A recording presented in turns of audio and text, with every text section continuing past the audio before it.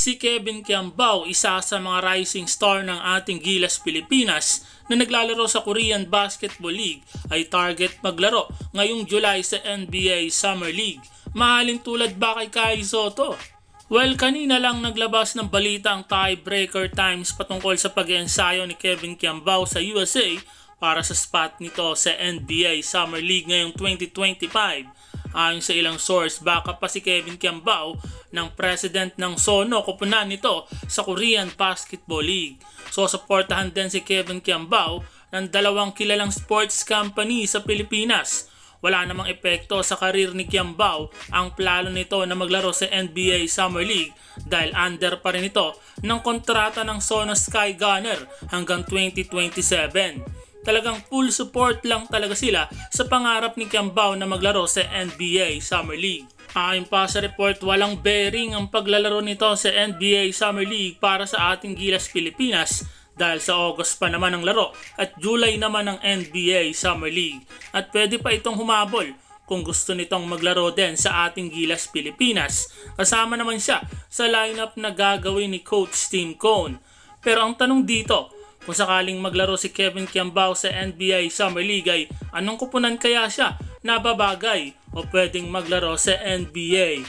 May ilang rumor na baka sa Houston Rockets ito maglaro dahil medyo napansin ito ng team dahil sa pagdadala ng sapatos nito. Matatandaan na si Jalen Green na may dugong Pinoy ay isinuot ang sapatos ni Kevin Kiambao during ng game nila bilang pagpupugay sa mga tinatawag na Filipino heritage ng NBA. Viral pa nga ito noong nakaraan.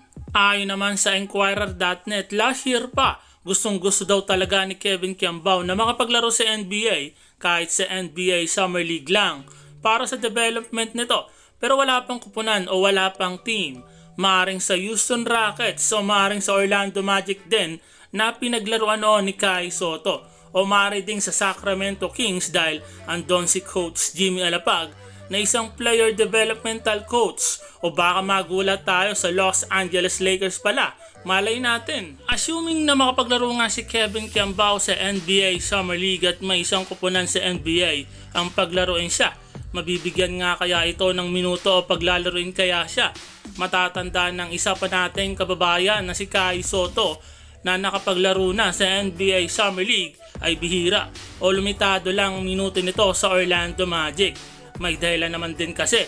Bago kasi ang NBA Summer League noon, napapabalita na may back injury si Kai Sotto at hindi 100% na kondisyon, kaya sobrang limitado ng minuto nito na kinagagalit pa ng mga Filipino fans noon at isinisigaw pa ang pangalan ni Kai Sotto during ng game na paglaruin daw. Kung ano man ang mangyari sa pangarap ni Kevin Kiambao ngayong July ay dapat nating ika-proud dahil kung sakali pangalawa na siya na pure Pinoy na makakapaglaro sa NBA Summer League. Malay natin, makachamba, may magka-interest sa kanya. Maganda naman kasi ang ipinapakita ngayon ni KQ sa Korean Basketball League. Averaging 17 points na may 6 rebounds at may 4 assists per game. At na-establish nito sa KBL na isa siya sa mga pinakamagagaling na player ngayon sa KBL in 23 games pa lang. Abangan natin ang development ng balitang ito sa mga susunod na araw.